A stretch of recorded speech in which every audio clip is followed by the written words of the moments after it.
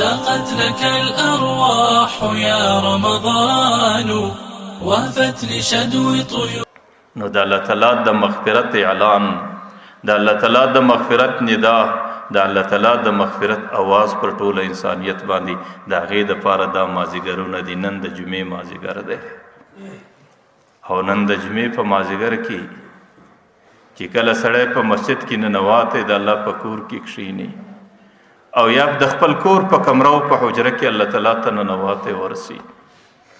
نو بیا خو په دومره اساني باندې الله تعالی د انسان د ټولې زندګۍ صغیره او کبیره ګناهونه ورمعافوي چې بیا په کال 12 میاشتې کې پر انسان باندې داسې سیزن نه راځي د الله تعالی د طرفه داسې د اسانۍ د معاملې سره انسان نه مخامخ کېږي چې د مازدیګر وخت راورسېږي او روژه ماته 10-15 منټه پاتې